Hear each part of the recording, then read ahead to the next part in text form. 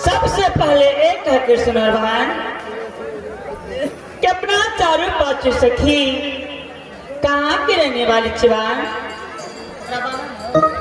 अरे बहन, ये चारों पांचों सखी में बहन बढ़ करके तो ही चाह कि तो ही बतावा कि चारों पांचों सखी कहाँ के रहने वाली थी बहन।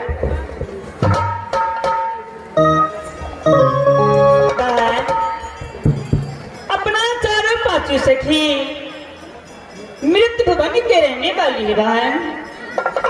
जब चारों पांचों सखी मृत भुवन में जन्म ली, जब 4-5 साल की चारों पांचों सखी हुई, उस दिन से शिवबा को मंदिर में पूजा करने के लिए जाती थी। लेकिन आज चारों पांचों सखी को रमन चमन में लेट हो चुकी है कि जल्दी चलो शिवबा की मंदिर में पूजा करने के लिए बहन। कन्या कन्या के तब तक कल जल पूजा करेला। हाँ बहन। कन्या के हम पूजा करे नहीं जब क्यों बहन? कन्या वो पूजा करके है छे कथी गए बहन, पूजा करने से सुंदर घर और सुंदर वन मिलती है बहन। मास्टर साहब यो घर तो घर अब बोर के रखे छे बड़ गाछ के गए। हाँ बहन। हमने कुछ बुझे छियो बहन, स्वामी ना जानती हो? स्वामी गे स्वामी तो बुझे छे घास ना स्वामी लगाए। अरे नहीं बहन, तो पिया जानती हो? पिया गए दैया ये बस से नूर रख दे से पिया लगाए गए भाई कब की इंग्लिश में कहे छे से नहीं बुझे छी, हिंदी में कहो तो बुझबी। गे हम तो कुछ नहीं बुझे छियो।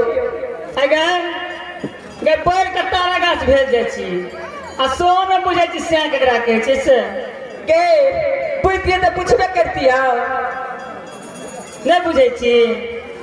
नहीं गए गे गे तोरे जका बेटी रहे दैया। अच्छा हम लटकी है नहीं तेरे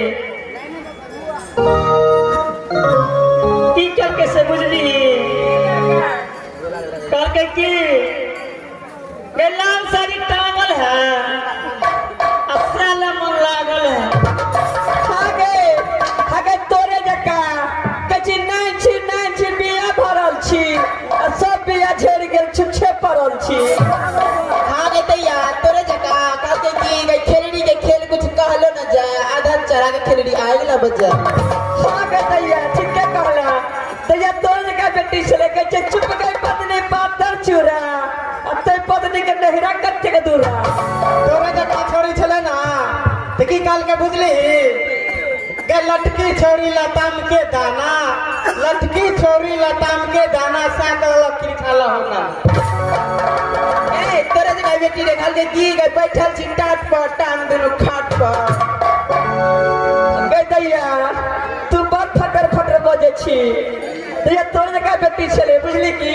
हाँ। तो कहे बाटी बाटी सात बाटी ए बुढ़वा गाल बतात काटी। कह दैया तोरे जगह बेटी रे खाल के की गए के बैठल छी बोरा पर मन जाइए जवन का छौरा पर।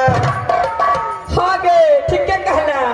दैया तोर जगह बेटी छले कहे हम सुनरी हमर पिया सुनरी आई गाँव का धिया पुता बनरा बनरी।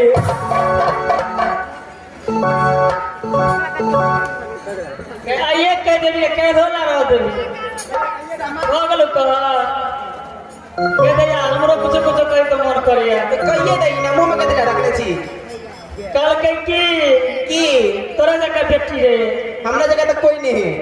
कोई नहीं था क्या तो दिल्ली से याद थी ना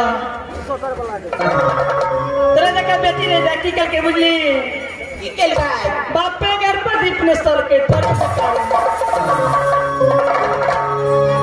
अरे बहन हाँ बहन चारों पांचों सखी को रमन चमन में लेट चुकी है। जल्दी चलो शुरुआत के मंदिर में पूजा के देख लिए बहन। क्यों नहीं बहन? चलो बहन।